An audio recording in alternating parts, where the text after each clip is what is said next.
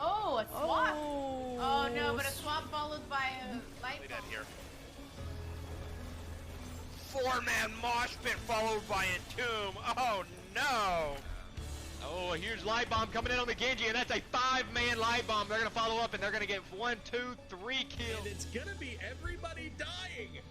Oh my God! When does this happen? Everybody's dead. what's good? What's good? Welcome to the stream. Alright, teams are getting ready for the lobby, so let's go ahead and announce these bans. We've got a Division C East matchup between Protectors of Aiur and Beyond Gaming. Now, Beyond Gaming won, they took first pick Prio, and the map one's going to be Volskaya. Our bans were Protectors banning Braxis, D-Shire being banned out next by Beyond Gaming, Protectors next banning Garden, and Beyond Gaming banning out Battlefield of Eternity for their last ban, which is, where is that at? Right here. Alright. There we go, there we go. Welcome in for those of you who don't know me. My name's Last Malkier, NGS caster and player. And we got a good matchup tonight.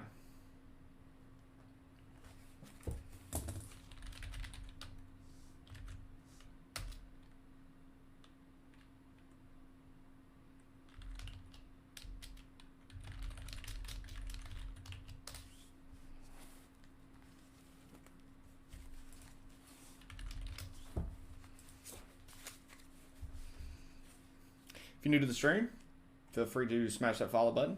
We are working on our 350 follower goal. So we're working our way there. Growing the community day by day. Always streaming some nice HOTS content, whether it's, you know, sorry, I gotta select the next song. Whether it's Storm League, NGS, Nexo, we used to stream some of that.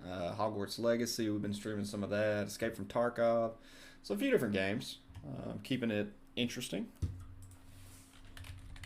Wow, wow. Of the promises of love.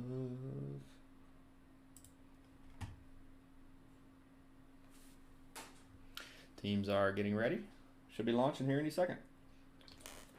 Got a nice 318 brewed in Shreveport, Louisiana. Oh, and here goes the game.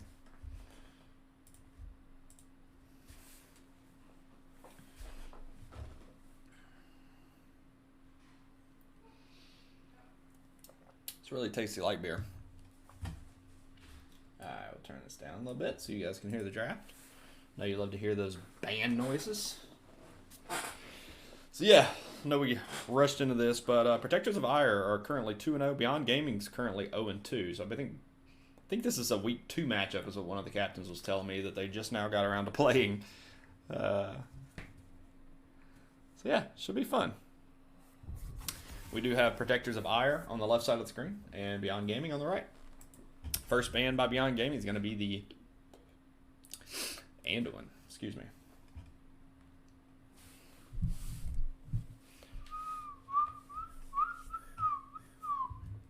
You're the cutest thing that I ever did see. If you're new to the stream, feel free to say hello. Also, let me know who you're here supporting. Love to see what sides turned up for the match. For Protectors of Aiur, they're going to ban out the Tracer. So I imagine that's a target ban. Turn this down a little bit more.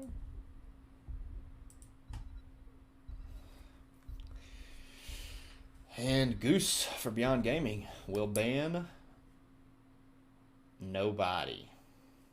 Nice. Nice. Love to see that. I think that's the first time I've had that happen in my streams. That's awesome. For NGS at least. Obviously it happens in Storm League. That's pretty funny. Maybe a little little psychological warfare going on. Most likely, dude went to the bathroom or something. And Bala gets banned out. Our first pick comes up for Beyond Gaming. Let's see who they're going to take. Say I'm doing you wrong.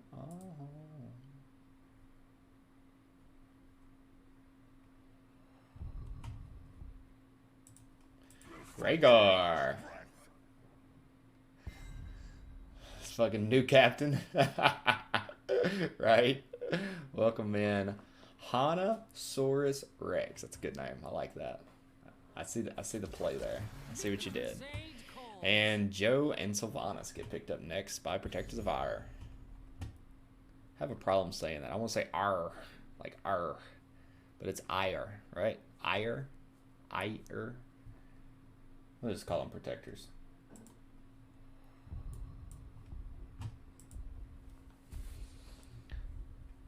And Rhino picking up the Ragnaros. Okay. Are you not entertained? Followed up by Garrosh. Getting picked up by the Woogie Monster. What a name. Is that why you are here? Hanasaurus Rex coming in with a follow. Are you not entertained? Thank you for the follow. Really appreciate the support. Hope you enjoy the content. Gets better the more of these we drink. I promise. And this helps as well.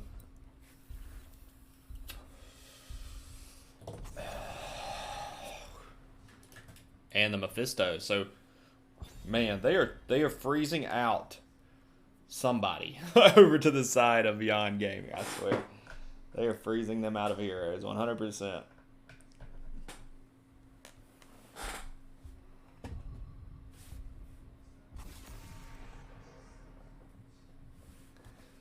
And this dude got banned. So they're trying to healer freeze. I imagine they would have banned another healer as well if they had that second ban back. I feel like these words look weird up here. Do they look weird for y'all? They look weird to me. It's because the Beyond Gaming one's way bigger. Make it a little smaller so it doesn't look so weird. How's that? Wait, now it's not centered. Is that better? Is that better? Yeah, it's better. Alright. And Tracer electing to pick up Li Ming since Tracer was banned. Sergeant Scoops on the B-dubs. And let's see who Beyond Gaming is going to take with their next two picks.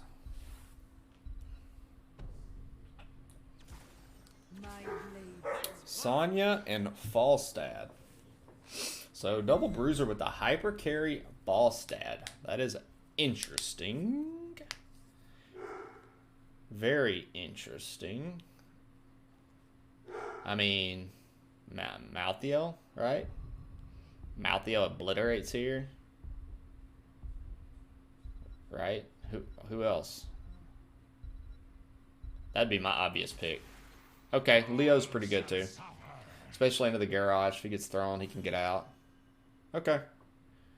Maybe they don't play Malthael. I think Malthael would have been really good here, but Leo's probably a close second there. Alright. Let's get ready for game one.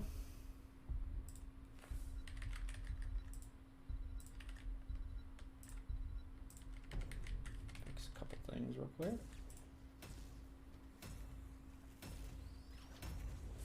Alright. And here we go. Boom. There it is. Alright, we're going to turn this way down.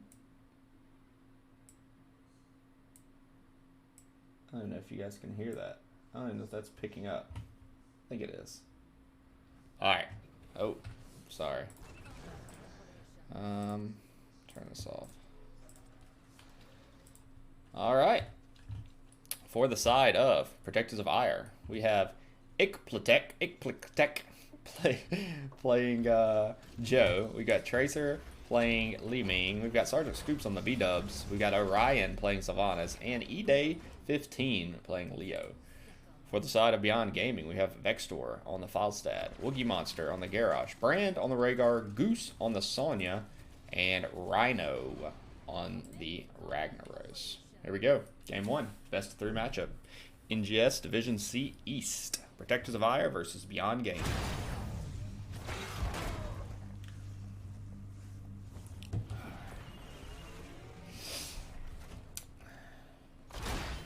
Got Ragnaros just passive soaking top, which means his 4-man will probably not hard engage here. Sonya hanging around, thinking about going down, and she will go down. And we will see Protectors rotate to their respective lanes. Leo and Sonya on the bottom lane. 4-man will rotate mid-top. It looks like... Uh-oh, and they're going for a gank on the Leo. Yeah, let's gank the Leo, right? It looks like they might run a 1-3-1 here. I think that is exactly what Beyond Gaming's going to do. They're going to park Ragnaros in top lane. They're going to have Sonya do bottom lane so she can take these camp. Ragnaros can take camp very well as well. Very well as well. Very, very good as well. Very good too. However you want to say that. Let's see what Leo's doing here. He's just like hanging out. Yeah, just saying, all right, what lane's coming first? Let me rally up with my 5-man here. Yeah, I think that's exactly what they're going to do. Well, Rhino's now rotating mid. Maybe just catching soak for his team to get out that, or to grab that turret. Let's take a look at talents while we got a second here. We do have W build Sonya, Q build Falstad, Meteor build Ragnaros, Power Hungry, and was that Overwhelming Affliction? As our level 4s come in for the side of Protector of Aiur. Sonya working on the camp north side. This camp has not yet been started by Protectors. Leo gets tossed by Woogie Monster, but just Wraith walks out of there. And this is a 3v5, so they need to be careful and they will just walk away. Ragnaros getting that bot lane pressured in. Now rotating top. Grab a little bit of missing soak. Will be the 4-man. So I'm not really sure what their strategy is right now. I think they're just rotating in and out. See Sylvanas going ahead and working on this siege camp. Obviously really good on camp solo. Rhino's still hanging out bottom. And have a little bit of an engage here. Actually, they're just trying to cut off the path so that they can push this camp. When I say they, I mean Beyond Gaming can push this camp all the way up to the wall. Get a little bit of value there for the Joe, but I think the Sonya is going to die here. Yeah, she does get finished off by Li Ming. Got a little too overextended. And that was our first death.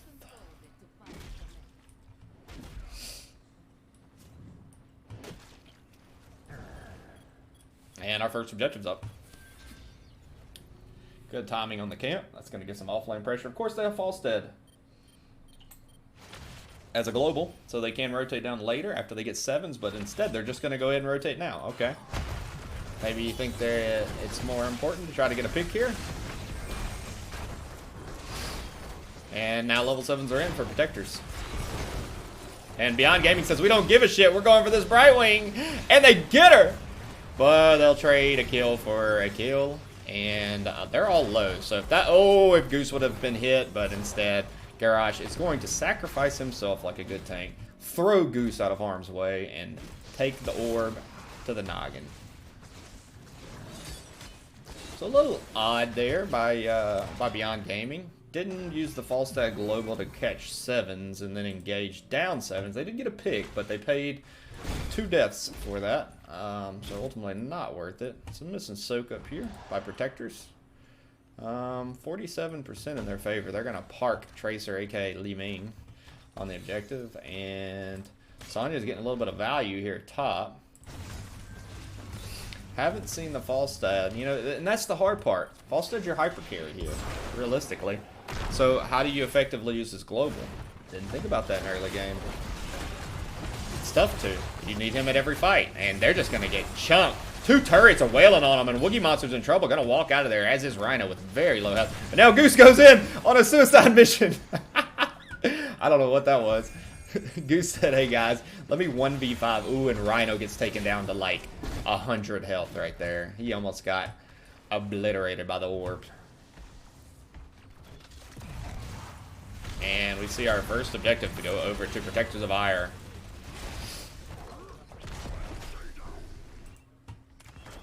I'm just, you know, this draft by Beyond Gaming is just very interesting. Maybe they're looking for level 10s here to make a difference. But I just don't get it. Vector getting chunked. Chunked by the robot. And Ragnar is going to use his trait to stall a little bit more. And Brightwing and Li Ming are in this, so they're going to have to walk out of harm's way. And they're just going to come back mid and say, okay, well, we'll use the rest of this on this fort, since you want to use your trait on topside. And now they back out. Do get a little bit of damage off, though. And timer's out in 5 seconds.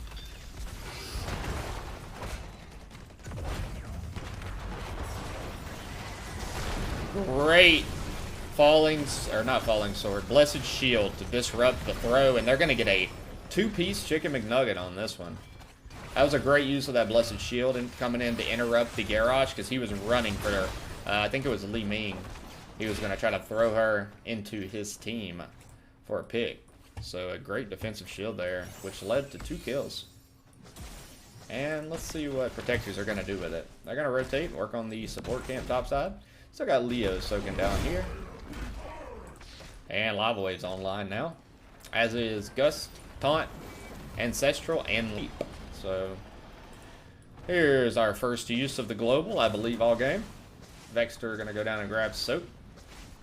And we do see them get their camp out. Sylvanas thought about going to get hers, but instead I think she's going to stay in lane. Well, no, she's rotating down now. I don't really know what these teams are doing half the time. Yeah, he wanted to go down and get her fortification, but it looks like Beyond Gaming is in position. I think they know you're there, guys.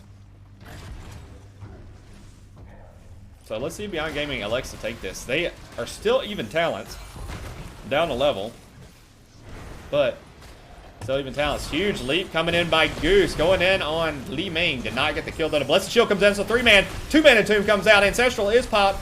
We do see 2 die, 3 die. What is that? 2 die? No, it's still just 2. Mind Control does hit Rhaegar, and Rhaegar is, I'm sorry, Garrosh, and Garrosh is in no man's land. So the counter engage coming in, securing 3 kills. I predicted the future earlier. And now they're going to have to rotate up, grab some soak, and clean this camp. Our next Protector phase should be, what, about a minute out, I think? Maybe a minute. So a lot of soak being missed. That was an interesting fight there. I guess Beyond Gaming said, hey guys, let's try to play a little aggressive. We're behind right now. See if we can get a pick, maybe secure their turret for the fight. Our next objective. But as we can all see, it's 9-1 on kills right now. So not looking great at the moment for Beyond Gaming. They are down 2 levels and 1 talent. Maybe Syl rotates to Siege Camp. I think she will, now that the control point's going to be up in 30 seconds. I was about 30 seconds off. It's a minute and a half. But look at Leo. Leo's just holding bot lane. Nobody's been down here. The 5-man's looking for a fight topside. Even down talents, they're looking for a fight. Maybe trying to gank someone. Is that the idea here? Yeah, I guess so. But man, look at what they're losing. You know, they're pressuring 1 fort, but they're losing so much soak down here, and they're already down talents. Maybe they're waiting for a lava wave? No, he has a lava wave. He's just not using it. Okay, there it is. Big throw, but it goes in on Sonya, and she just immediately runs a Falstad. He's going to be able to fly out. Counter engage comes in, and the Entomb hit. The leap came out. Ancestral is popped, but Brand! Oh, Brand saves himself just barely. Goose is now in no man's land. Turrets come out, and that's going to be 1 kill, 2 kill, 3 kills, 4 kills, 5 kills. Great team fight there by Protectors. And that one might have won the game for them.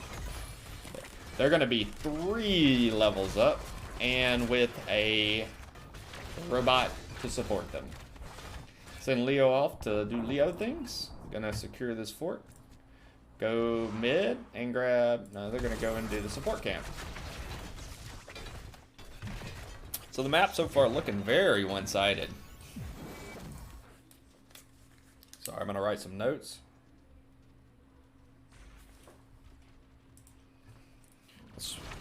Hyper. fall. Sorry, I like to write notes so I can ask good and informed questions. We'll see Rhino south side.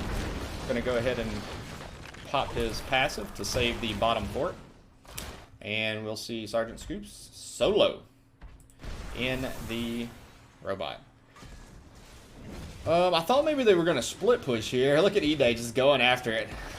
Goose goes ahead and jumps in. Let's see if they're going to get the kill. She is spinning. E-Day might be in trouble if another W hits, but they get a counter turn. And Garrosh gets mind control. He's in trouble. Unstoppable hits. Great entomb by Leo there to secure the kill. He was probably going to walk out of that, and they're looking for more. Going in. Vexter's in trouble. Ooh, yes. The Disintegrate finishes him off, and Rhino, he doesn't walk away either. Another 3-man. Coming in for the sides of Protective Aiur.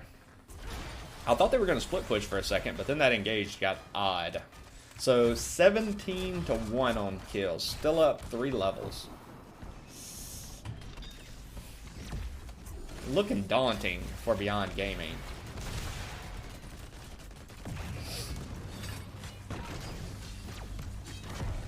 Looking very daunting. But I've seen games like this come back, so let's see what tricks they have in the old tool belt.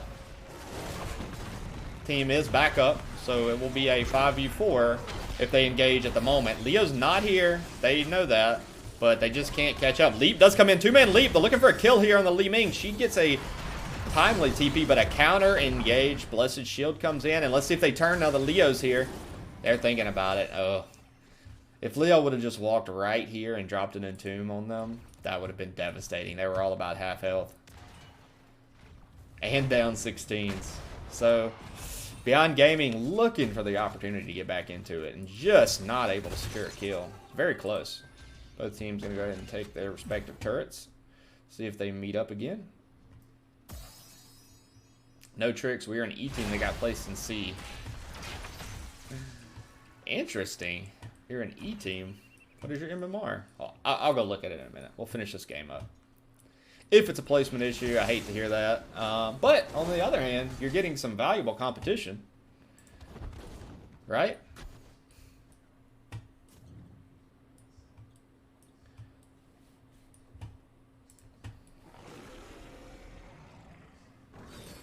And let's keep an eye on both teams. I'm surprised the Protectors aren't... Yeah, they're just going to grab 20s and run at them and try to finish this game. Also, NGS doesn't suck. They make mistakes. They're people, like all.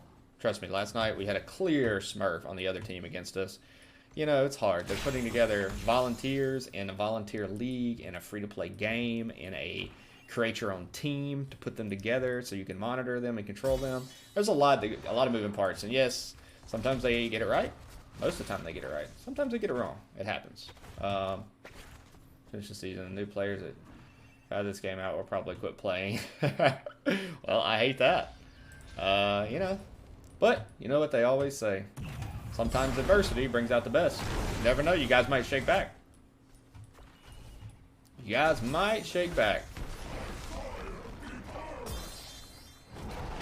Great Entomb coming in. Silence Entomb's going to be able to secure 1 kill, 2 kills, 3 kills, 4 kills, and Goose is going to survive. Goose able to manage his way out of there. The level 20s are hit. 3 level this. Goose over here showing his moves off for us. Look at that. He says, I got away, guys. Well, I sincerely hope they do not quit. I hope you all stick with it, finish the season out, and, you know, hey, I lost a lot of games my first season of NGS, so hopefully you guys figure it out and can bounce back. You know what they say. Adversity is a great teacher. 5-man are pushing, but able to secure the keep with 5 seconds till the rest of Beyond Gaming are up. Looks like Goose is over here typing to me. That's playing our application while we were E or D at best, and they placed us C.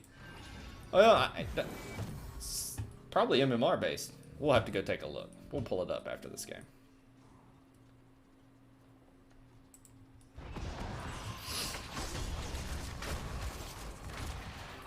I think Goose has effectively quit playing. His team, I mean, really, though, what do? They turtle here. You turtle, I hope you get 20 to continue the game.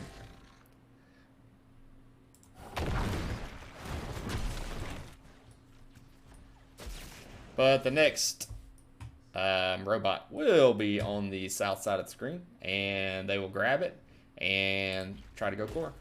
So let's see if Beyond Gaming can put up one more defense. They're all soaking 20s, trying to push lanes out. But, you know, protectors really don't care that much because they know they're not going to get 20 before this Trigger protector is in. And they're just going to push core with it with the 20 advantage.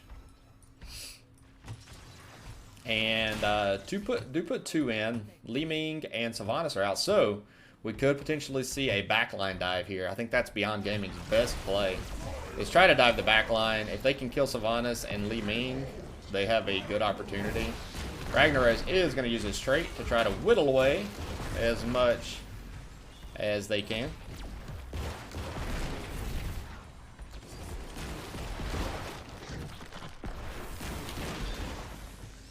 Let's see when Aiur commits. I suspect now that the trait's down. They still have 52 seconds.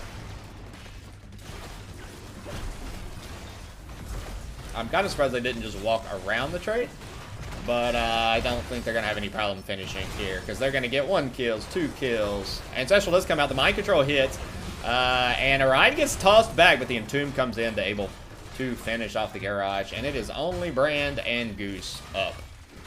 This is going to be GG's over to the side of Protectors of Aiur.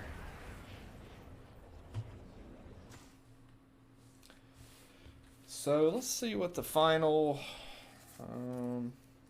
tally was. 24-1 on kills. Man, that hurts. I've been involved in those games. They are brutal when you're on the receiving end. All right, we will give you a quick sort by. Get the beam right. And take a look at talents. We tried to get some more practice games last night, but we were queued up for about an hour and Stormling couldn't find a match. Oof, that is brutal. I'm Brand, by the way. Oh, nice. Dead game. Hey, you know, it's only dead whenever we all stop playing. And I, for one, do not plan on stop playing anytime soon. And I know NGS and myself are doing what we can to keep the game alive and keep it fun and entertaining. And I hate that you guys feel like you got a bad shake at things, but it's only 2 ways to look at it. You either play the season out and learn from it, or you don't. So sometimes you just got to deal with the cards you dealt. All right, let's get ready for game 2.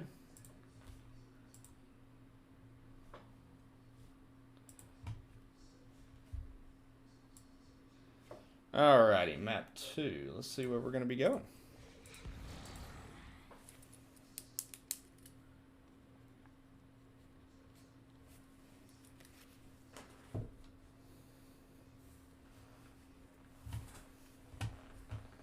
Away from me.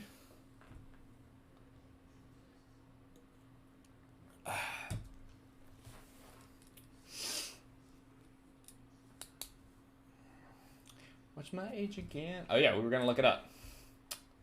Let's see. Yeah, that's what it is. If y'all's Heroes Profile MMR, just pull up your team.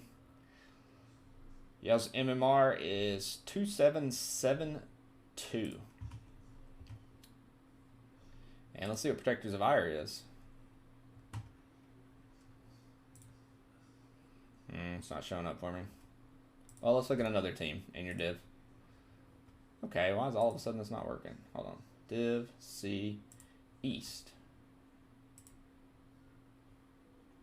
Alright, well, my thing stopped working all of a sudden. I can't see anybody's MMR. Okay, well, here's another team. Region Nebulous 2722.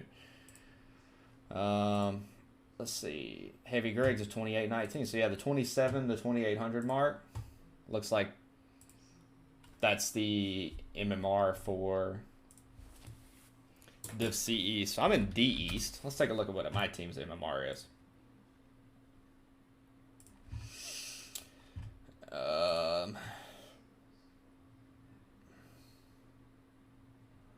27-10. So there's not a big gap between D and C. Like 50 to 100 points, maybe? Yeah, honestly, my team was kind of surprised. I thought... So we were in East last season. Was thinking that we might make C this season just because we did so well in our div. We didn't win, but we lost like 3 maps all season. And then... what do you mean MMR point is moot? Trust me, I know what moot is. But why would you say the MMR point? That's the whole basis of the game and placing, right? That and rank. It's a balance of MMR and rank.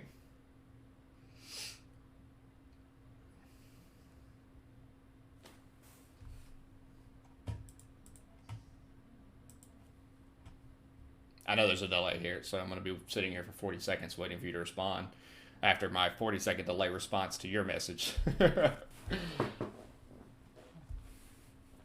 Oh, wait. Let's add our text. Winner. POA.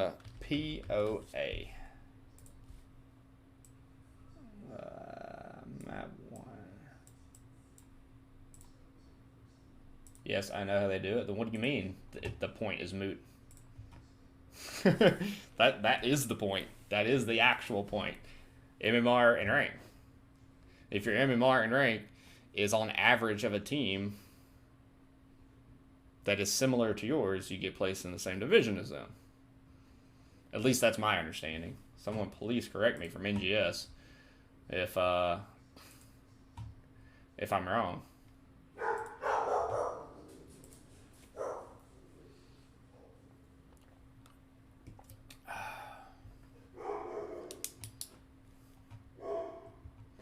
Machine Gun Kelly's got a few different a few good songs. All right, our next map's been made. So if I wanted to manipulate the MMR to be lower to sandbag, I could. I know exactly where my team is competition-wise. Well, knowing where your team is competition-wise is different than your team's MMR. I mean, yes, you could tank it. I'm sure people do that, but like, just because you have what if my team was a Division B team and I was like, I know where we are competition-wise. We're E. And then we go in and just beat the shit out of every E team. That's not fun for anybody, is it? So just because you have a unilateral understanding of where you think your team should be doesn't mean that the rank and MMR balance should not overrule that. At least that's my take on this.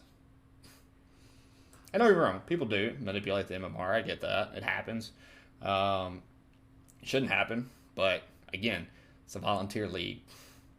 If you really want input on placement, I guarantee NGS would be very happy to have more people involved in that process.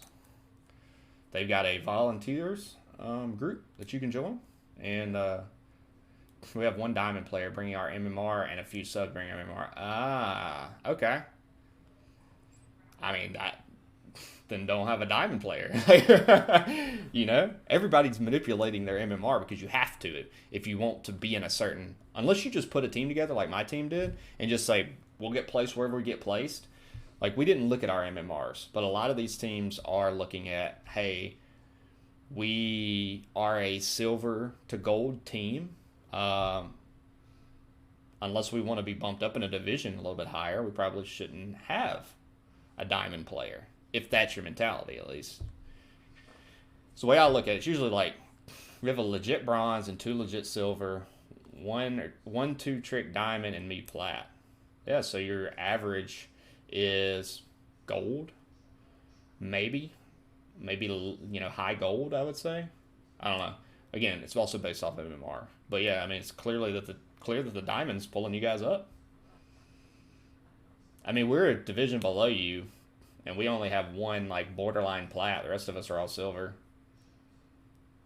But I don't know if I really don't think a diamond player ever, period, deserves to be in Division E. So if that's what you think, I disagree with you.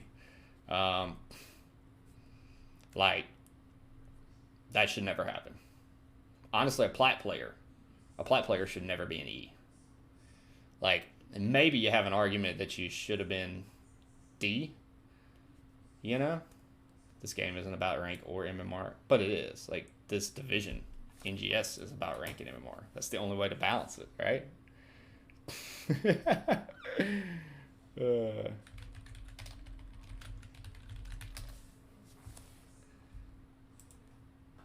I forget we're a bunch of idiots.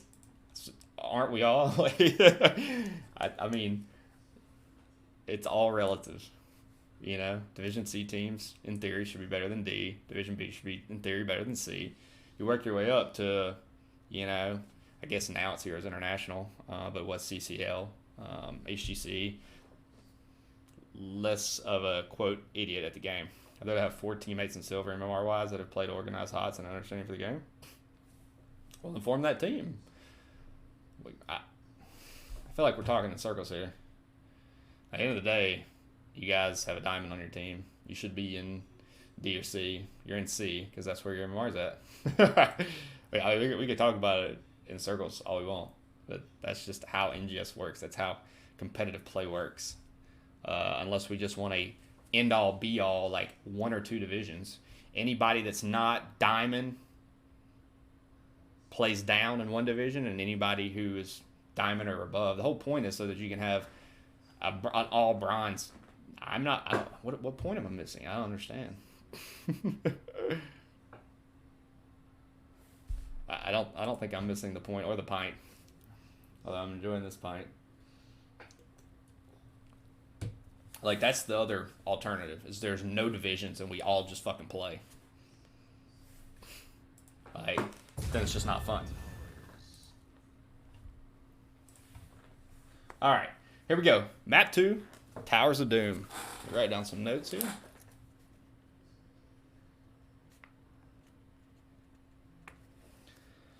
It's not about forming a winning team.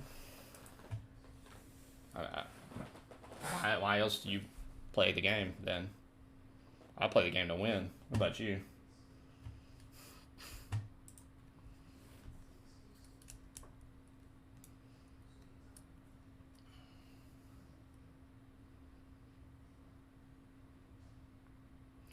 Alrighty. Game 2. Game 1 went over to the Protectors of Aiur. 24-1 on kills. So very dominant matchup. It's trying to play in an organized league with new players that never played organized HOTS, but want to learn. So your counterpoint to the whole rank system is that although these guys are new to NGS, they have a higher MMR.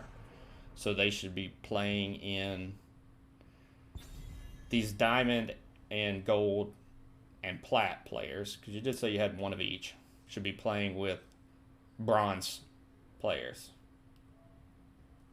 B through E is all shit HOTS. It's not about winning. I mean, I disagree with that. I disagree with that completely. It is about winning. It's about learning and winning. Winning means you're getting better and learning what you should be learning and improving, right?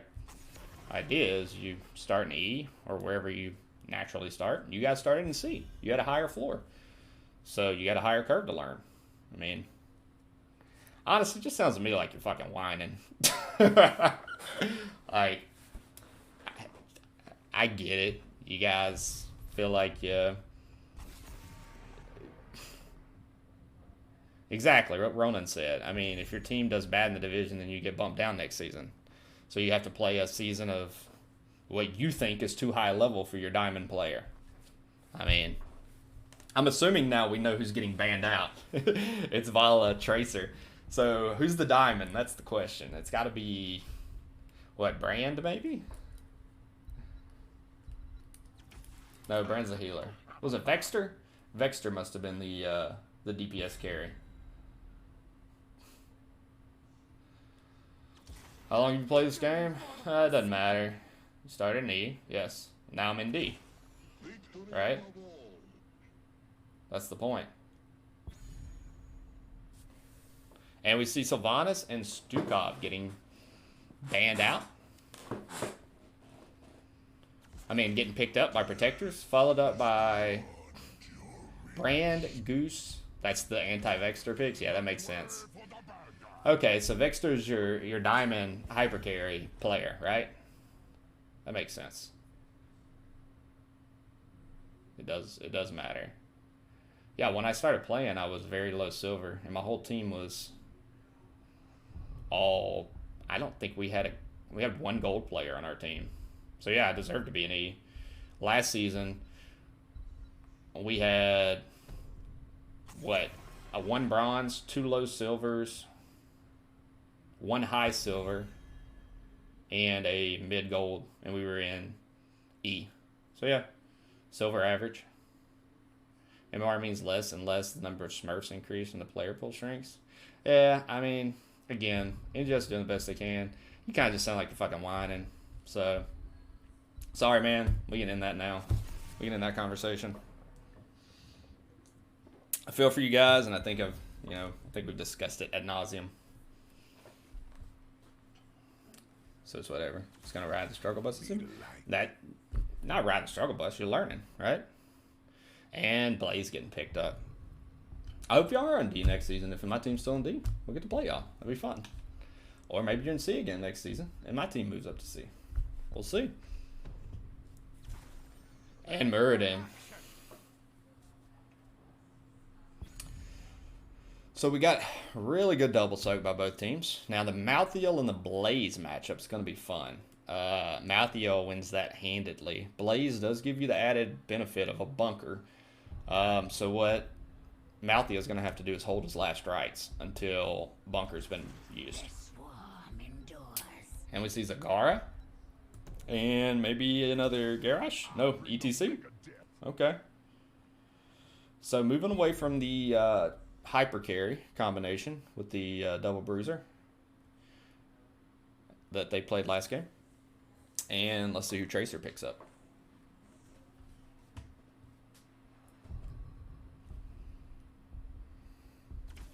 Zeratul. Okay, that's going to be fun. He's got really 3 targets here. Yeah. Nice. Okay. I like watching a fun Zeratul game. We've had a couple of them.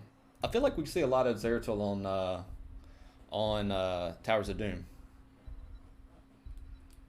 All right, let's get ready for game 2.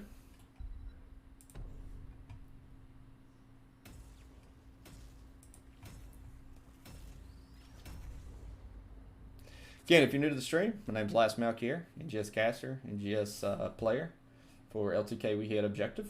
Welcome to the stream. Hope you're enjoying it. Grab a drink, sit back, watch game 2.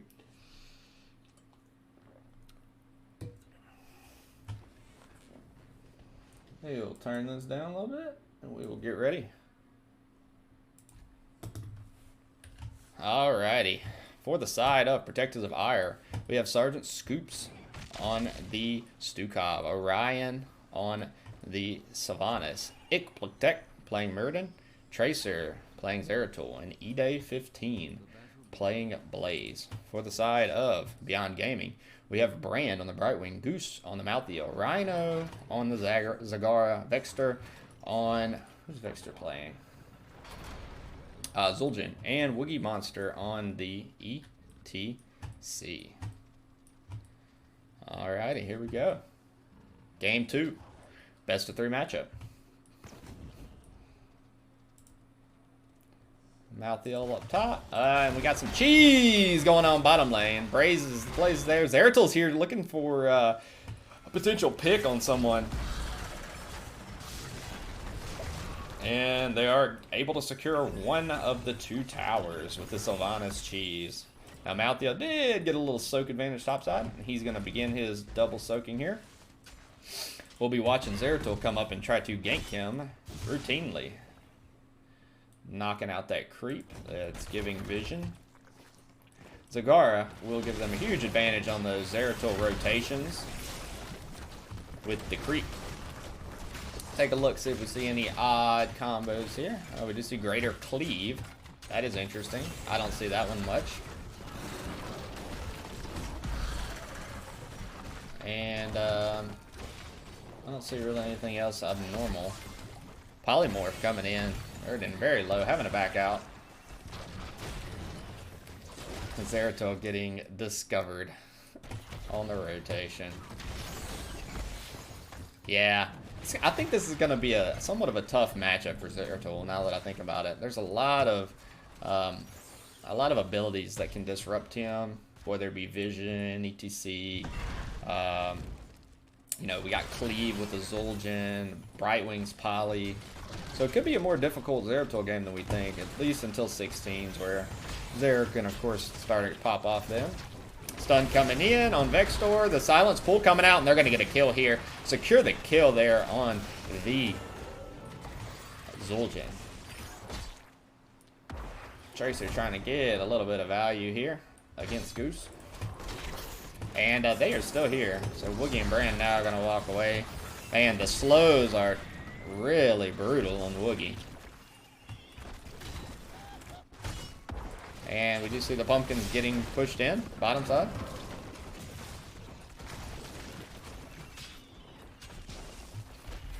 And Protectors of Aiur just going to go ahead and hold this side.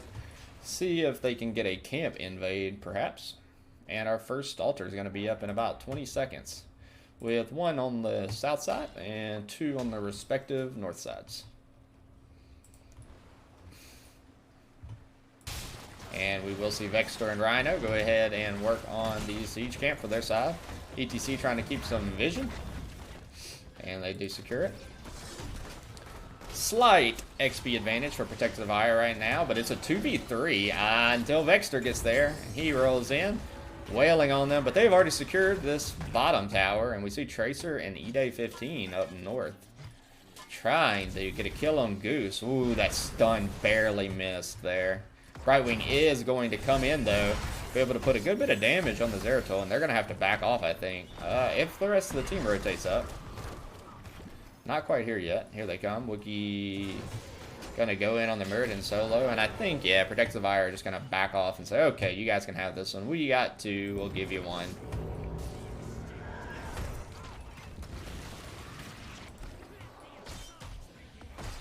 Yeah, let's see if they get the gank here. They're looking for it.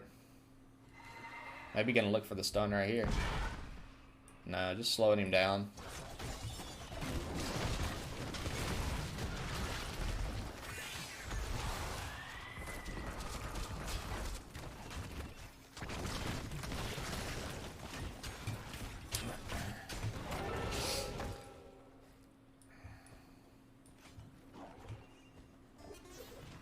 Level 7's in for both teams.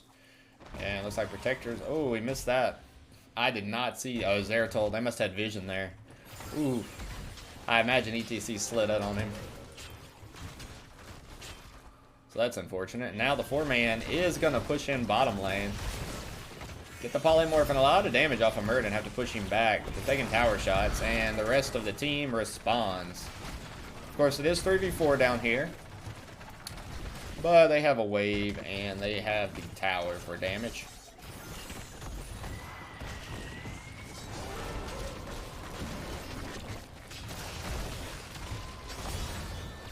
Our next altar phase is almost up. Zeratul comes into the fight here, but so does Goose. Coming down the back line, targeting the Muradin. Zeratul's a little overextended, but Goose gets chunked. And let's see if they elect to turn on them. Yeah, Ryan thought about it, but now it's paying the price. Oh, 1 more auto attack and she dies. Miss W, but Blaze in the meantime getting the kill while Malthea was rotating back north. Level 10's in for neither team. But yeah, it looks like this objective is going to go over to Protectors of Aiur. Woogie Monster's low. They're going in on him, get the kill. And they're going to look for more with Zeratul. The leap slow, I think they get the kill here. I'm sorry, on Zul'jin, not Zeratul. 10s are in. We got mind control. The rest are holding out on us. Maybe they're looking to see what the enemy team takes when they hit 10? No. There's Avatar. There is the swipe. And Bunker, of course. Looking for more with the 4v2. Turn off the tower and dive in on him. Silence gets the kill. Great combination. Love the aggressiveness by Protectors of Aiur. the trait value coming in, able to turn it off and run around it. That's a very heads-up play there by the Sylvanas. And the Muradin with the engage. Didn't quite finish it off, though. I'm surprised about that. I guess they thought maybe the wave was going to have to go respond mid as Zeratul, and the rest of the 3-man will back. Trying to clear that creep out as Blaze and Zeratul. So 10s are now in. Is that stage dive? Yeah, we see stage dive. We see last rites. We see the claw or maul, whatever the hell it's called. See Dingo and the blink kill. I always forget what this talent's called. Yeah, Might of the Nerazine. Zeratul's a new hero I've been learning lately. He's a lot of fun, actually. I hadn't quite got the hang of him. Ooh, and Zag just kind of in no man's land. 2-man stun comes and follows up, and they're going to get 1 kill, 2 kills. Great combination there. Zagar just got a little too front heavy, trying to place out her her creep. Tracer coming in, finishing off the tower, and gonna back out. This takes half health. And they waited to take it, so they will get an extra shot there. Heads up play and communication by Protective Aiur. They will also get it on this one. So 36-18. 13s are just about to be in. Goose gets hit with the re-engage. Tracer's diving in, but the last rites is going to hit. I think Tracer's dead here, yes. Secures the kill. Tracer's just a little too low to be diving in there. We do see the pumpkins getting pushed in. Mind control hits ETC. ETC's in trouble, but the blink comes in. They get a follow-up stun. 2-man. Woogie might be in trouble, but the Maw saves the day. Blink coming, Polymorph coming in right after. Stage dive is going to be a little untimed, but able to get the kill. Goose taking a lot of damage. Almost dying to the tower shots. But a good turn of events there. They got another kill on the Muradin to kind of stagger those. This could be their opportunity to get back into this game. Do take their bottom tower now.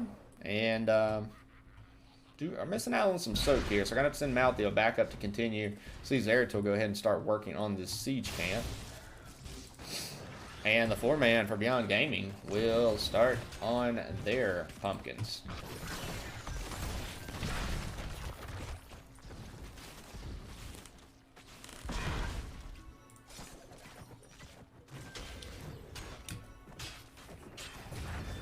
Oh. Sorry about that. And we might see a fight here. Oh, Woogie just barely missing the engage in the Muradin. Goose is going in on the Blaze, trying to push him back. But our next altar phase are both topside. These pumpkins getting stalled out by Sylvanas. Looks like they're going to be able to prevent them from going in on the tower. But we might have a little skirmish going in up here. Zeratul's kind of stuck in no man's land. But the... Wow. That was a great job there by the Blaze. Engaging. Mind control comes out on Woogie. Bunker is in. But... Excuse me. Dingo gets popped, but I think he's still going to die here. There's no way Vextor gets out. He's surrounded on all sides. But the Maw saves the day once again. And Malthael's north side capturing 1 altar and 2 altars. Getting 2 kills. They're looking for more here. Oh, and he barely gets the stun on E-Day 15. And that's going to be their kill opening right there. So getting their way back into this game is Beyond Gaming. Man, that Maw has been huge. It has saved them, I think, 3 times now. Woogie Monster being a little aggressive here. Trying to perhaps get a kill. Give Vextor some room to work on this tower. But this is a 3v3 under tower. Let's see if they get the pumpkins in. They will. Oh, but a great pull comes in, followed up by a stun. The mind control also hits. Let's see who dies. They're turning, though. This is a... 5v4, and actually ETC uses a stage dive to get out instead of go aggressive. Backing up. I think if he stage dives in on them, they get a kill or 2 there. But, of course, he was very low. Vextor taking a lot of damage. Brightwing going to blink in, save him. And, yeah, here's the opening they need. 16 advantage. Let's see what they do with it. Looks like Brightwing's going to have to go back for mana, so she'll probably come in on Vextor. And 16s are about to be in for Protectors of Aiur. Blaze is doing his job and soaking, trying to get them back into it. Let's see if they go aggro here. Goose is looking for kills. The mind control just barely misses, but the pool doesn't. And great heal there by Brand. Goose was almost dead in the water. Zeratul dove in on him after the slowing pool hit. But this is a 5v4, so they're giving an opportunity for the soak to go the other way around. I know Goose is coming in trying to, you know, take an advantage, seize some initiative, get a kill here. Unable to do so. Luckily, he has Pale Horse, right? Yes. I was wondering, because it looked like he was moving faster than normal. But, in the meantime, we do see the engage kind of slowing Goose from capping top. His team's not going to be up here in time to rotate. But stage dive comes in. Maybe they will. But he's going to get immediately obliterated. Every CC comes out. The Brightwing's not able to save him. Maul does hit, but I think right now Beyond just has to back out of there, right? Oh, but Zul'jin's coming in on the back line looking for kills. Swipe comes out. Bunker is popped. 2 in the bunker, 3 in the bunker. Get out with lots of armor, but still get melted by the Zagar, and she's just spitting left and right. Gonna get 1 kills, 2 kills, 3 kills, 4 kills. Great fight there by Beyond Gaming. I did not see them winning that fight at all, but the stage dive was beautiful. The Maul was beautiful. Zul'jin came in at the exact right angle, and nobody turned on him. Great play there by Beyond Gaming. 18-15. Hey, we were at 36-18 just earlier, and now they are about to turn the map red. They take mid fort. Blaze can't do anything here. And they're going to get pumpkins and try to take top fort. Let's see. Zagar is going to go down actually and get pumpkins south side. I think they're going to rely on Goose to take down this top. Unfortunately, that tower will eat 2 pumpkins. So Beyond Gaming's back in this one. Of course, the enemy team is now back up, but they do have about a level and a half advantage. So playing for 20s. Oh, and a big stun comes in on Brand. He's going to be able to get out of there. But in the meantime, Woogie Monster is trapped. Maul does hit. Bunker is there. The unkillable Tazdingo. Brand comes in, but a stage dive comes in. Slows Merton just enough for the tower shots to finish him off. Slide barely misses E-Day and Tracer. But E-Day dives back in, and so does Tracer, looking for more kills. Or looking for a kill, I'm sorry. So, great job there, but now they just need to play for 20s here. Merton is still down. They do get the pumpkins in. So what'd they give them? 2 shots there? And they're about to trip cap. There's the trip cap. And I don't know that they can race this in time mid. Yes, they will, actually. This tower will not get a trip cap shot. It might get a dub cap shot, though. Because there's 10 seconds left. Now, they do have very fast race with the Sylvanas at least there. But they should be able to get an extra shot, or 2 extra shots out of this. But they're sending, yeah, they're going to push them off of this first and then go back and cap. That is smart play. Smart play. They're going to send Brand back.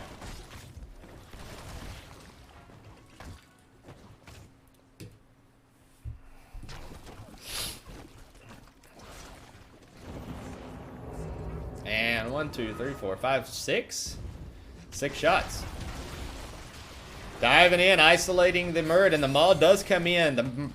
Ooh, I don't know if the Maul saved him. I think he still dies. Polymorph hits, yeah.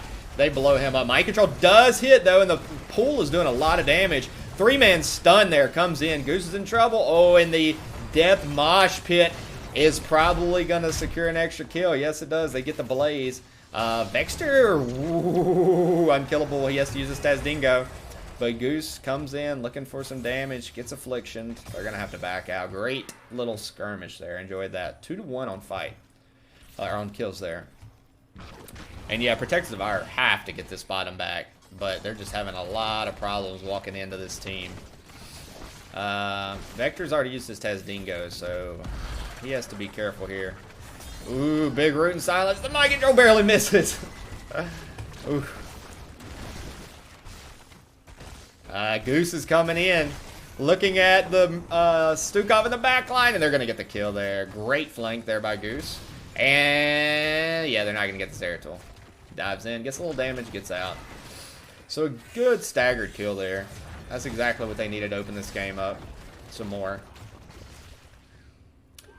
Now, let's see if Protectors elect to go... Oh, Sorry, guys. This is going to take me a second. I got to plug my headset back in. I'm going to put y'all right here. I don't want this to die in the middle of the game. Sorry, I'm not telling you what's going on. Just use your eyes. And it looks like Last Right's going to finish off Muradin. And yeah, they're going for boss. They're going for all the marbles. Let me put this back on. Beyond Gaming will secure the... I'm sorry. Protectors of Aiur will secure the boss. No, that was right. I'm sorry. Oh, and Zeratul gets blown up, but they get the counter kill on the Zagara. This is an all-out fight. Stage Dive comes in. E-Day's in trouble, gets the kill there. And this is going to be GG, I think. It will. So, Beyond Gaming did actually get the boss. Sorry, I was fixing my freaking headset. And then follows up by securing the last tower. GG's. Over to the side of Beyond Gaming. Told you we needed a new captain. Hey, that's all it was. That's all it was. Well, it looks like your Diamond put in some work this game. Vexter having a great game on the Zul'jin. Let's take a look at this house real quick. Okay, never mind. We're not talking about stars. Eternally Blue TV is rating with a party of 20. Thank you so much, Blue. Really appreciate it. Welcome in, everybody. You just missed the end of Game 2, so we're about to go to a best-of-3 matchup in a Division C East matchup between Protectors of Aiur and Beyond Gaming. Here's a little recap of what went on. We saw Vexter absolutely dominating. And we'll do the little sort by, because I know you guys all care about these little sort bys. Here's a look at the talents that were played. We'll welcome in everybody. We've got a really good matchup. Game 1 was very decidedly in favor of Protectors of Aiur, but Game 2, Beyond Gaming, started out way behind. They came back from a 38-16 deficit and pulled that game off. So, a second game was really, really good. First game was not as great. I hope Game 3 is going to be a lot more fun. Here we go. Alrighty, so map 2, we actually went to Towers of Doom. And we will update our winner. Blues Group, what game did y'all just finish watching?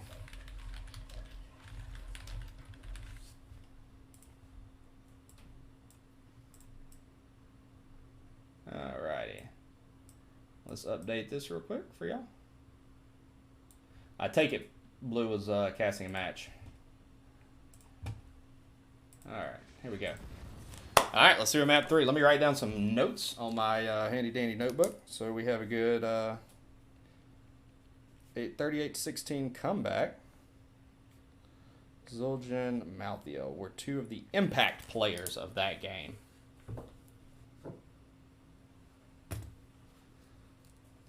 F-team.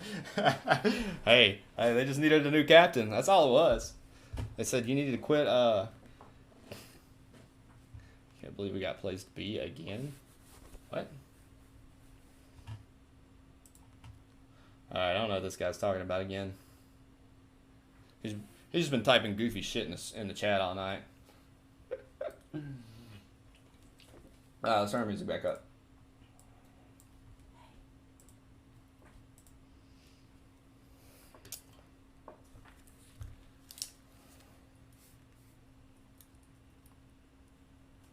For those of you new to the channel.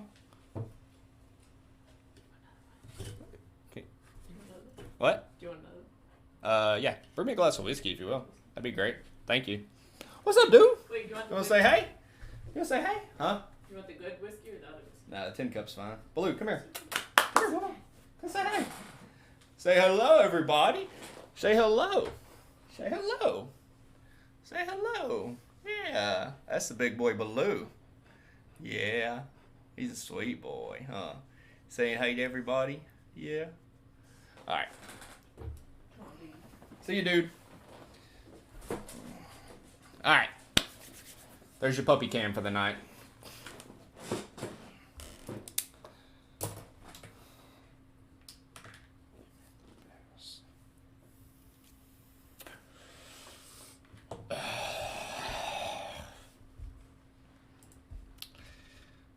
The best of you.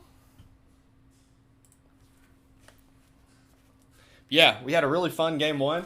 We went to Volskaya game one, and Protectors of Aiur got up 3 levels by level 14, I think, and won that game 24-1. And then map 2, we went to Towers of Doom, and Protectors of Aiur started out really strong, had a 38-16 lead, but then Beyond Gaming just clawed their way back into that game. A lot of fun, some really good ganks going on. We saw them very handedly handle the. Sorry, I'm writing down some notes. Very handedly handled the Zeratul. So that was fun. Finished off beer 1. If you hadn't grabbed a beverage, grab one. Turn my fan on real quick. Oh, wrong light. Wrong switch.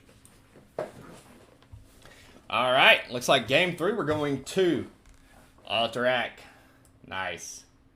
One of my favorite maps.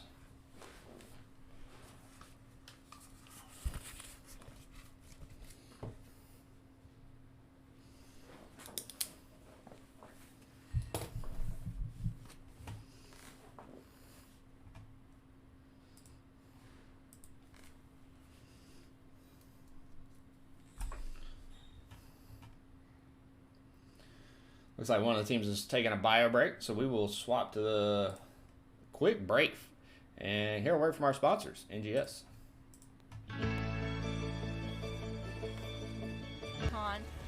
Oh, a swap. Oh no, but a swap followed by a light bulb. Here.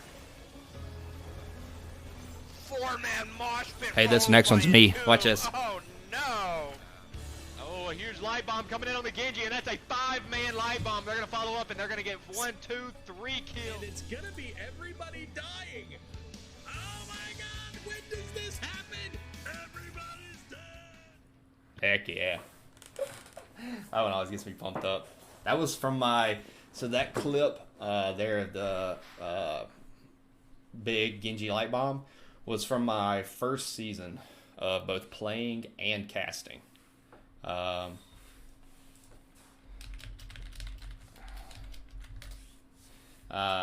They used that clip for my second season of casting, which was last season.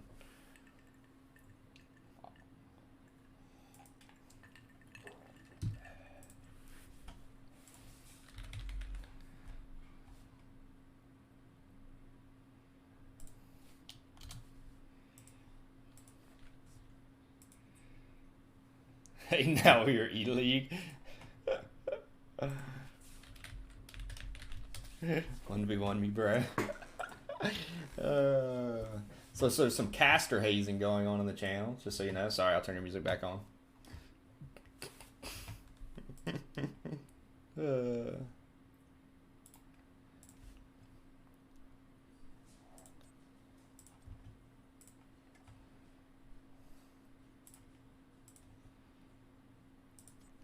Yeah, I mean, that's the whole reason right there.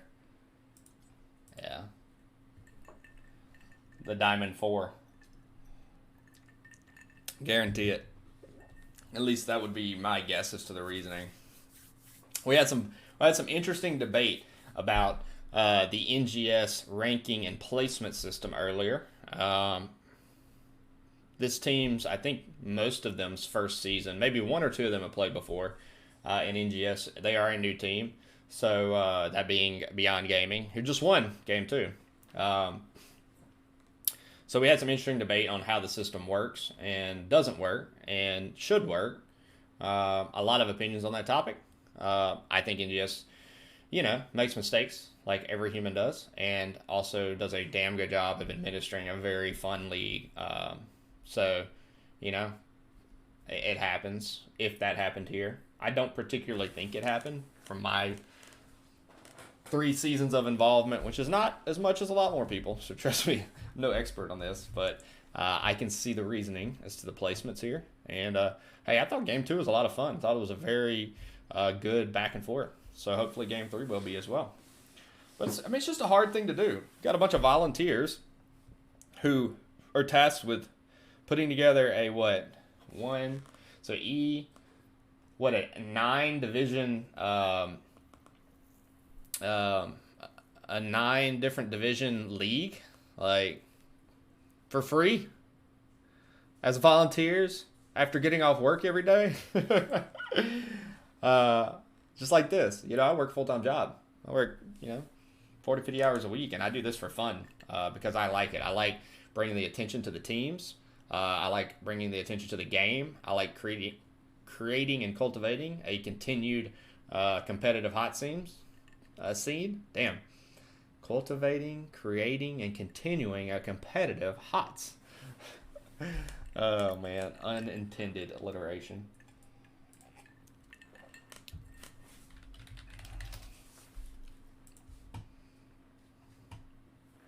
It looks like our teams are about ready. Well, at least one team is. The other team had to take a bio break, but I think they should be about ready now.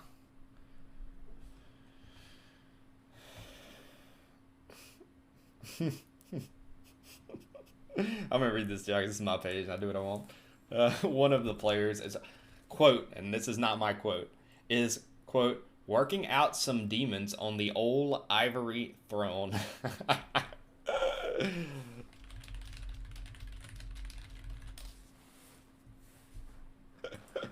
I just said that has been shared with the stream.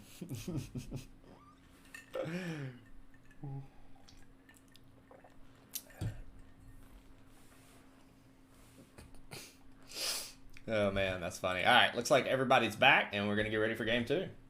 This is a war. The throne inspection has been completed.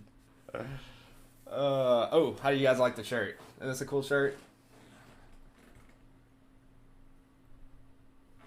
I drink and I know things. I bet none of you can guess what that's from, right? Alright, let's get ready. Game 3 in this best of 3 Division C East matchup. Oh, we got a nice Class of 10 cup tonight. Provided by the wife. She went and got it for us. Very kind.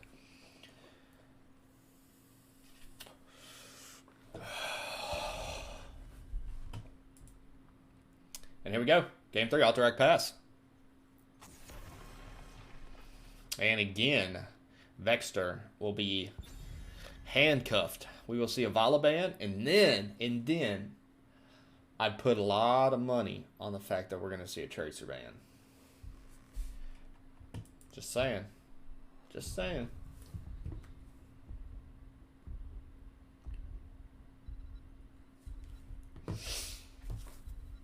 All right, Goose got the captain hat back on again, and Ban's Anduin.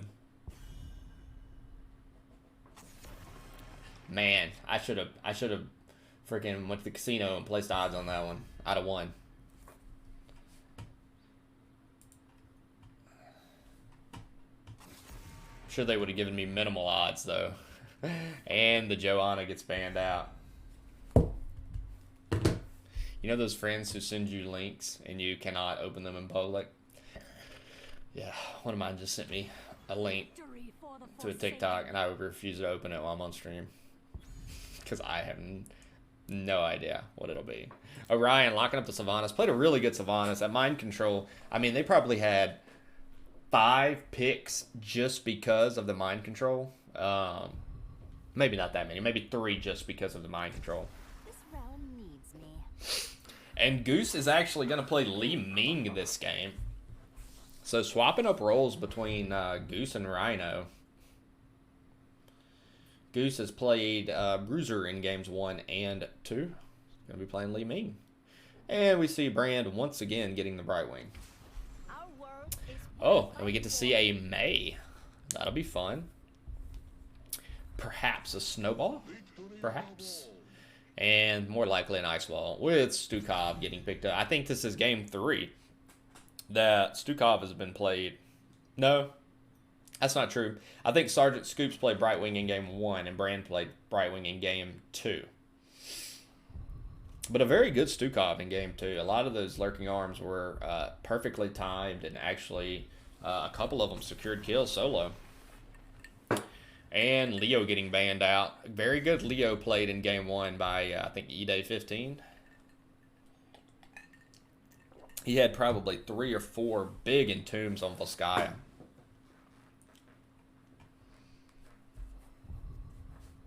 Again, shout out to Eternally Blue TV for the raid.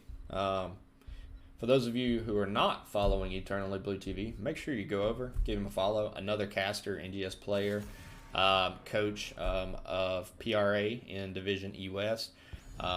Puts out some really good content, casts a lot. I think he's a veteran caster, so he's been doing this for a long time and does it a lot. So go give him a follow if you have not followed him yet.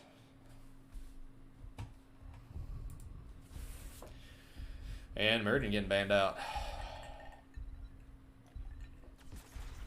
We once again see the Ragnaros. Now, this is a more typical map for Ragnaros. We saw Ragnaros on Volskaya in Game 1 with a double bruiser frontline for a Falstad hyper carry, which didn't work out great. So the Ragnaros, I think this is one of Ragnaros' strongest maps. Good pickup here. And ETC getting picked up once again by Woogie. Played the stage dive and played it very well in Game 2. I imagine we'll see him stage dive again. Trace is going to pick up the Falstad and get that global away from Vexstar and Gust, and Hogger's going to get picked up. One of Hogger's stronger maps as well. This one and Shrines, I would say. What other strong Hogger? I mean, Hogger's good all around, but like really good. I think he's pretty good on Cursed, right? Yeah, I think it's Cursed that he's pretty good on. And let's see, Vexter picks up with his final pick. Simply an auto attacker. Played, okay. You know, we had this debate the other night, me and my team. Raynor is never a great pick, but he is almost always a fine pick. Like, I think a really good Raynor can really carry a team. I think a normal Raynor player is just fine. He's going to secure some kills. He's going to do really well on macro. But you never, like, I feel like there's always a better hero than Raynor. Period. For every situation. But you can never say that Raynor's just a bad pick, I don't think. Well, there's situations where he's just a bad pick. But, you know what I mean. As a last pick. He generally just fits. Alright. Game 3 between Protectors of Aiur and Beyond Gaming. For the side of... Oh, shit. Let me get you guys to the in-game stream. My bad. I'll turn this music back down. Alright, for the side of Protectors of Aiur, we have Ikplatek playing May, Tracer on the Falstad, E-Day15 on the Hogger, Orion on the Sylvanas, and Sergeant Scoops on the, whatever the hell his name is, Stukov. For the side of Beyond Gaming, we have Goose on Li Ming. We have Vexstar playing the Raynor. We have Woogie Monster on the ETC. Brand on the Brightwing, and Rhino on the... Shit, sorry. Ragnaros. Wrong. I just told Vexter Raynor is a bad pick. Alright, dude. Cool. I would love to hear what Vexter has to say.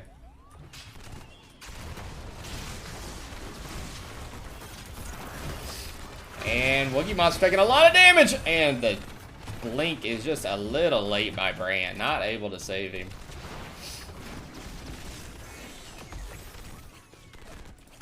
Do see Rhino and E-Day15, north side.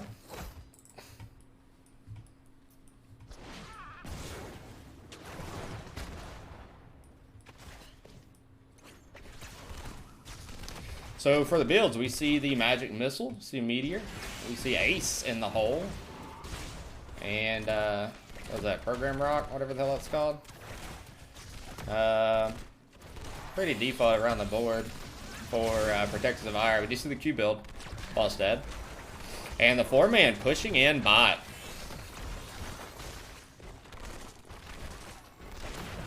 Falstad is on an island, so he's not going to be able to push them out. Does get some good stacks out of the 4-man bulk. And for whatever reason, Beyond Gaming is going to just leave. They're content with getting that one. Go mid. Protectors of Aiur do get their camp out. We've not seen Beyond Gaming move to theirs just yet. Hager moving up to respond to the Rhino push with the Ragnaros. And this camp is getting stalled out here mid lane by Beyond Gaming. Big silence and pull. Maze diving in. ETC's in trouble. Gonna get the kill. And looks like Falstad's gonna get a chunk of stacks there for the clump thereafter.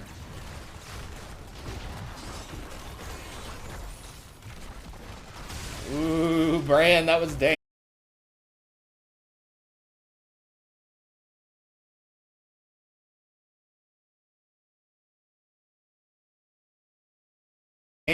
And they're going to back out now. Content with getting one tower. That's the theme, right? Get a tower and leave.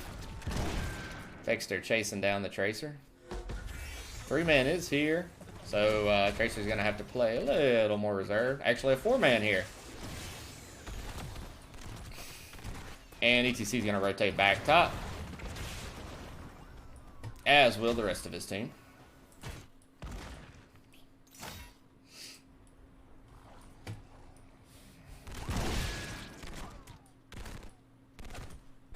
And we're going to see the 3-man rotate over and take their siege camp for the first time, as Protectors of Aiur take their siege camp for the second time.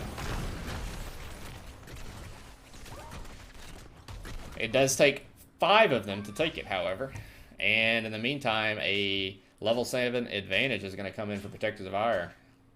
So right now, just kind of shining on the macro. Of course, Ragnaros is a macro machine for late game. We will see the first clamp just easily cleared by Protectors of Aiur. They had to go respond to Hager soloing the camp over here. And the camp will be cleared out, and the camp for Protectors of Aiur will move up. So now Beyond Gaming is going to have to hold. It is a 7 advantage, 4v3 right now. Let's see if they try to see some initiative and go in.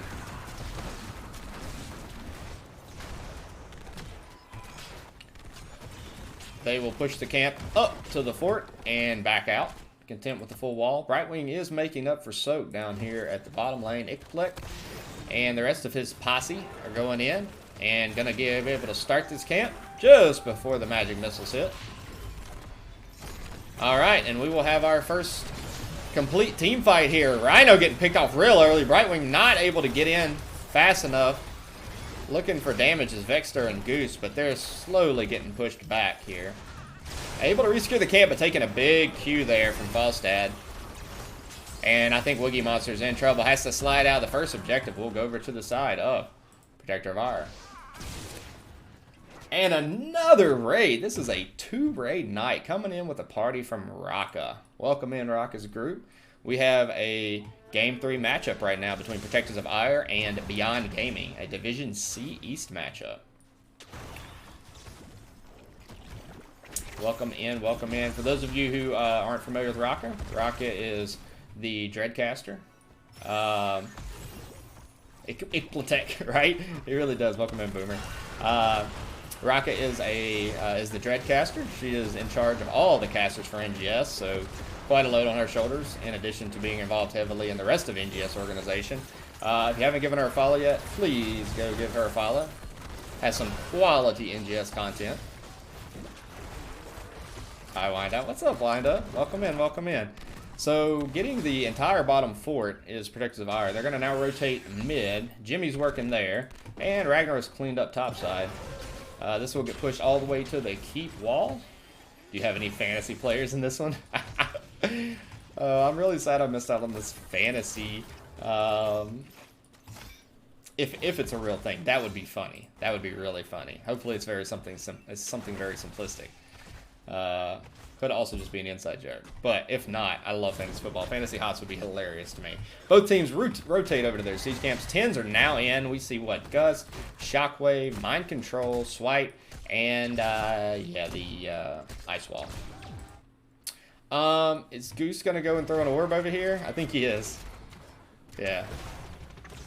And gonna get half health for that. Now has to back up. See the 3-man position at top, getting some value on the keep. Has to now back up. 10s are in now as well. We do see the stage dive once again by the ETC. Hyperion, the shift. We see Ragnaros taking Lava Wave. Oh, Do we have a full orb build Li Ming here? We do. Orb build Li Ming with the disintegrate. Nice.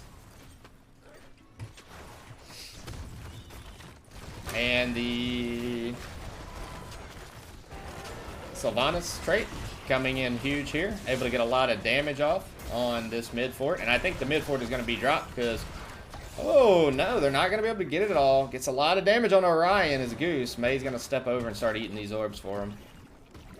I'll always bet on Scoops to carry. True, always a good bet.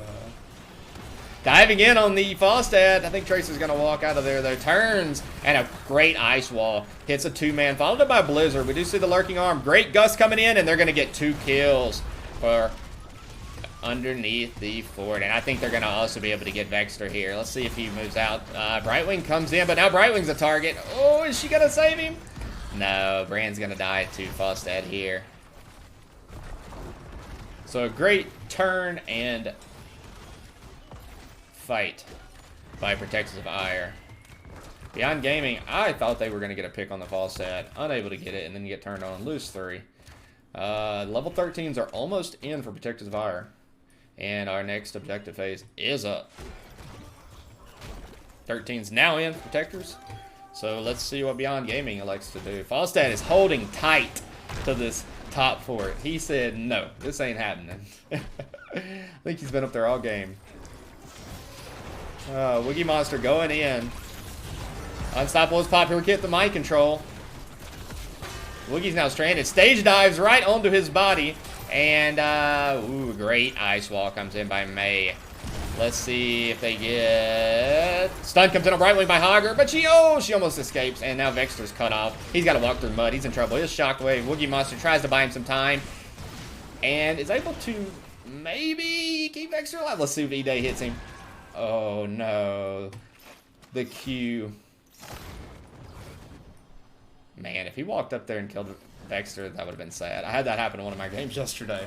Luckily, it was only a Storm League game. It was so embarrassing. I was hearting right at the wall and got, like, I don't know, some random long attack hit me. Maybe like an owl or some shit as I was hearting. Fucking rookie mistake. Lava Wave stalling out. But we will have this objective in favor of Protectors of Aiur. Let's see if they turn. They will. May's going in. The mind control misses. Edge of the Lurking Arm. They get a lot of damage off on Rhino, but he's able to walk away. And Rhino looks like he's going to use that trait. Bot lane is pushed all the way in. They're going to be able to melt this. Save middle keep. But bot keep wall is definitely going to go down. Let's see how much value they get on the keep itself. I don't think Sylvanas has used her trait just yet. Going in, silence on the Woogie. Woogie's in trouble, bounces out, but a big orb hits. Now it clicks in, disintegrates, burning. Do use the trait to turn off the tower. And Hyperion's used. They're looking for Orion. Oh, but a great... Wait, does she get away? She does get away. So Sergeant Scoops and E-Day 15 saving the day with a big shockwave and a big swipe.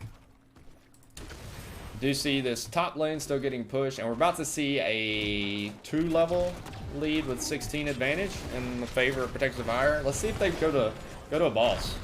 Perhaps not. No, they will immediately. Hogger will start working on the siege camp.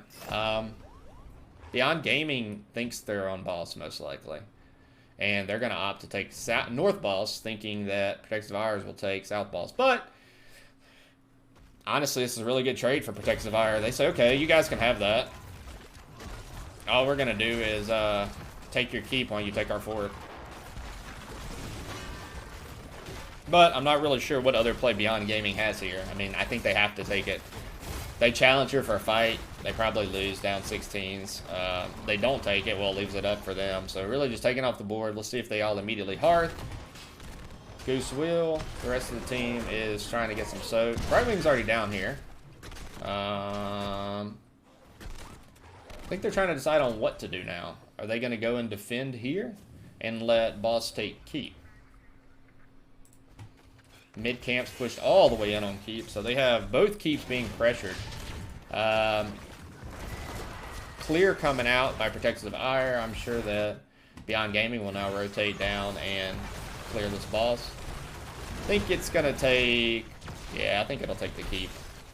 If not, it's going to be very close. It'll effectively take the keep. Yeah, so about, I don't know, an eighth of the keep left. Top four for Protectors of Aiur goes down to about a third. So 8 to nothing on kills right now. 6 to 3 on structures.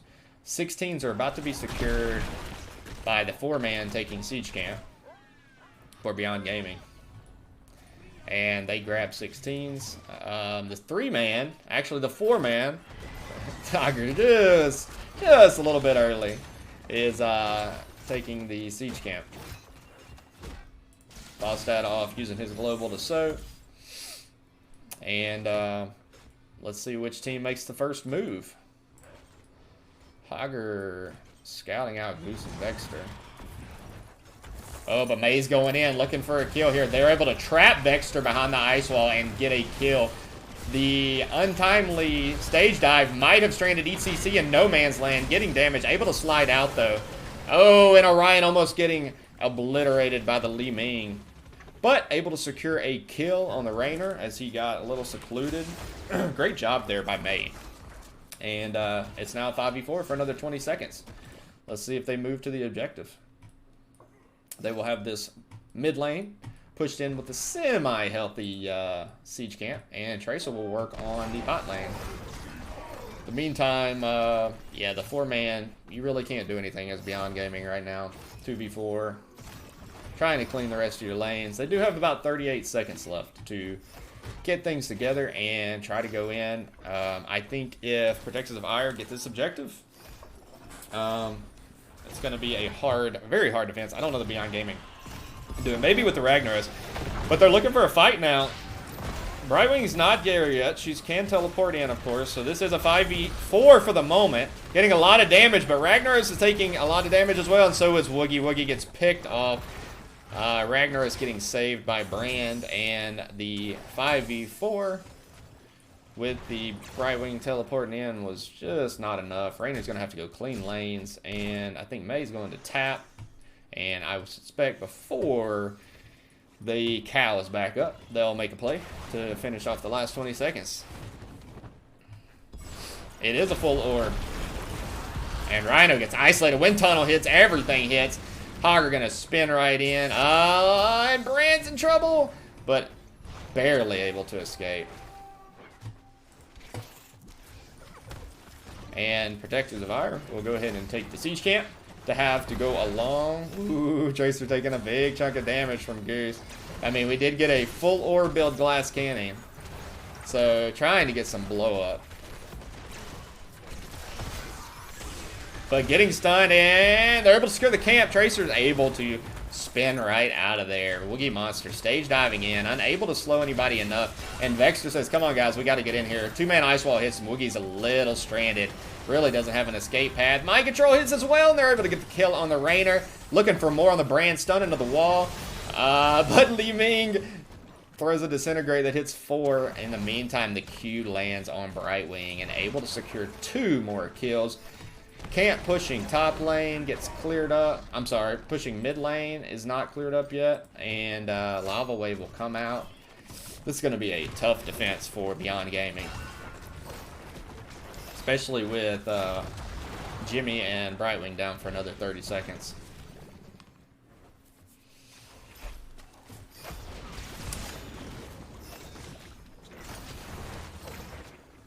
Yeah, I mean, they're just waiting for this Li Ming to step up enough to get enough damage on her. Glass cannon. Trait's going to turn off this keep, and they will get keep.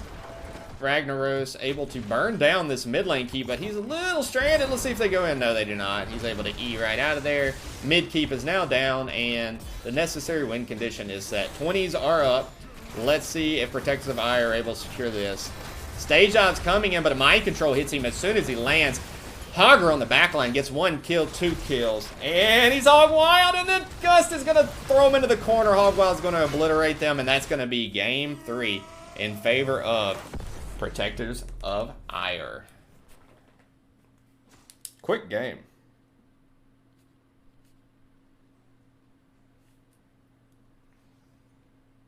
Again, the mind control was huge. We'll take a look at those stats and talents. Don't go anywhere just yet because we will be doing a post-game interview. let's see. Who is that? All right. Sorry. Here's a look at all of your filters here. So Goose doing a ton of damage with the Li Ming.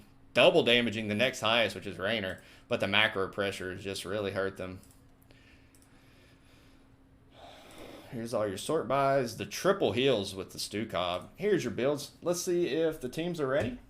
We will get ready for our post-game interview real quick. All right, image protectors.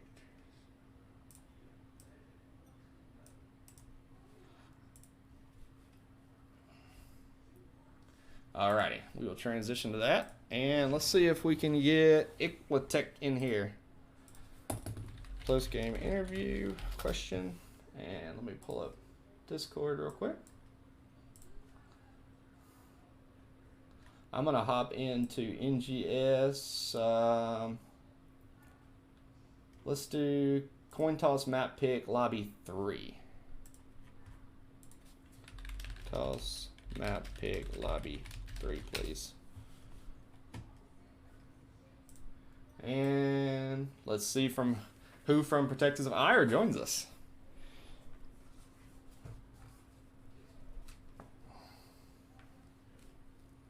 Turn the music up just a little bit more. And I need to turn my Discord back up because last night it was a little low. Let me know how they're coming through. All right. It looks like Iquitech has joined us. Hey, how's it going? Doing well. Congratulations on the win. A very dominant game 1 and 3. Fun series. Thank you. Thanks for casting. It was nice to have a last minute pickup. Of course. I enjoyed it. A lot of fun. So let's get into these 3 maps just briefly. We'll touch on each. Map 1 was Volskaya. Sorry, this music's too loud. Hopefully chat can hear you well. Map 1 was Volskaya. You guys at one point had a 3-level lead. And you ultimately won that game 24-1 on kills. You want to talk any about that game? What your draft idea was or the concept? The draft was mostly centered on scouting we did. We knew that they wanted Sylvanas, but we wanted Sylvanas, so that's why we ran Sylvanas all night.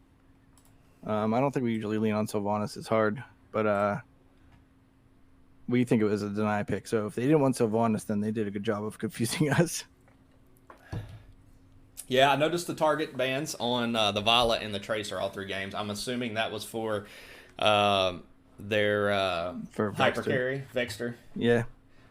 Yeah, so figured those were targeted towards him, especially when one of the other teams came in, or one of the players on the other team came in and basically said that they think they were misplaced in this division because of their Diamond 4. So we had an interesting discussion. You can go back and read that in chat if you want. Yeah, I'll have to go check that out. I don't usually have the streams up while I'm playing. Yeah, no, get that for sure. So the Beyond Gaming actually opted to go with a hyper carry Falstad, which was the first time I've seen that. What did you guys think when you saw that? I thought that they had damage to back it up with the Rag Sonya, so it wasn't. I don't think Falstad necessarily makes a really good hyper carry, but if you can supplement it, that was less hyper carry than if you'd taken bruisers with less damage. You know what I mean? So. Yeah. I don't know. I think that it can work. I think that Well, it wasn't the recipe for game 1. We know that much. You guys dominated that game. Pretty much from level 12 on. Seemed like y'all's comp really came online. But okay, talk about map 2, Towers of Doom. All right, you guys. So I'm throwing a little shade on Beyond Gaming, but now I gotta throw some shade on y'all. Y'all threw a 38-16 lead. So you want to talk about that game? yeah, I'm not sure. We did that. We fought on their temple top right, which is often a mistake, but we didn't. We thought that it would fly. We were ahead of them on the rotate, but Zul'jin got behind us and just destroyed us. And from there, they just kind of snowballed it. We couldn't get our feet back under us. So Yeah, it really did feel like that fight, particularly. I saw because you guys were chasing the Maltheo, and you chased him into the bush, and it just was perfect timing. We had a stage dive come in and land, and I think it kind of bifurcated the teams, and then Zul'jin came in and just started doing work from the bottom side lane. Yeah, it's just tough to deal with that hard of a flank. You know, we were trying to deal with the Zagara Malthale, and Zul'jin's just pounding on our back line, so... Yeah, and that really can be a snowball map. Once they trip cap towers, it's tough. I thought you guys were going to fight your way back into it, but I had a note that there's Zul'jin and Maltheo played really, really well. I think I remember now the Maltheo making a number of aggressive flanks, getting a couple last right picks. So a real fun game, a big turnaround. I mean, you guys were in the driver's seat, and then true Towers of Doom fashion, a comeback. But then we went to map 3, and it was, I mean, you guys were in the driver's seat, I think, from like minute 4 on.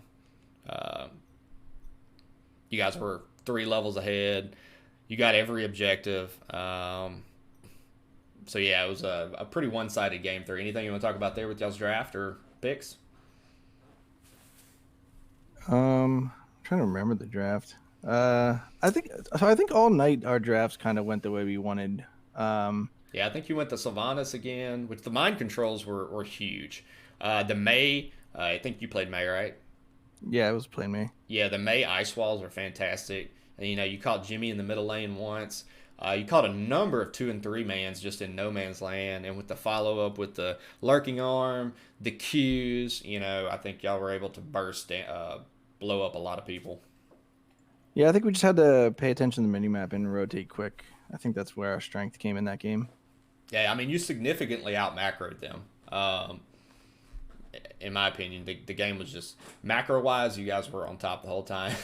Notably, the full orb glass cannon Li Ming, I think, did double the damage of the next highest damage dealer, but with no kills. So, I guess you could call that fake damage like some would, but... I don't know, it'll show up. It's also it's tough to out macro Rag, so yeah, I guess we did something right. Well, I don't even think they ever got to 20, did they? They were at 19 at the end of that game, right? I think so. Yeah, so they never really got the value of the double lava wave, but yeah, you guys did very well. I thought y'all's macro was just perfect. I mean, you were at camps on time. You were spreading and soaking. Very little soak loss that game because that's one of the odd things that I look for in maps because I think it's a good learning point for teams. But yeah, very dominant game 3. But we'll wrap it up now. Do you want to give any shout outs before the game's over? Yeah, I didn't prepare it, but let's just say I'll give a shout out to all our subs, Boomer, Pants, Redbeard, Honey. They always have our back if we need people to fill. Shout out to Taco and Regen Rebel. They were cheering me on, but they didn't get to watch. But I know that crew. Those are good luck. Yeah. Shout out to you. Thanks for casting. Glad that the NGS has casters. It makes the playing experience so much better. I'm really happy there's so many casters. I agree. We all are a little sad whenever nobody picks up your match to cast, aren't we? Yeah. Although we seem to win matches we don't get cast and lose matches we get cast. It's like we're not allowed to look good. So sometimes we get picked up and we're like, I don't know. Last minute pickup, we're gonna lose this game. Yeah. Well, I'm glad I didn't bring any curse on you. We did have Sergeant Scoops get a shout out for the fantasy football MVP of the week. Just make sure you pass that one along. It's Fantasy NGS. Fantasy NGS, I'm sorry, yeah. I'm still thinking fantasy football. All right, well, congratulations on the win tonight. I look forward to hopefully casting you all again this season. All right, thanks a lot. All right, till next time. See you in the Nexus. I'll see you. All right, everybody. That is the end of Game 3 matchup between Protective Aiur and Beyond Gaming. 2-1 in favor of Protective Aiur. Thank you all for joining. Thanks for the raids tonight. I think we had Internally Blues group come in and Rockets group come in. So if you hadn't followed them yet, make sure you go over and follow them. 2 great casters, really cool people. NGS staff, the whole 9 yards. So make sure you give them a follow. And thank you all for joining us tonight. These teams, as you heard, they love it whenever they get casted. They love it whenever they have people coming and watching them, because we all, and I'm sure most of your players or have played in the past, we all put in a lot of hard work, time, effort into preparing for our matchups, scouting, practice, the whole 9 yards. So shout out to you guys for joining us. If you hadn't hit the follow button, make sure you hit the follow button on your way out. We got more casts coming in. Got some thanks coming in. Of course, y'all, I love doing this. A lot of fun. Thank you all for coming out and joining us. Until next time, we'll see you all in the Nexus.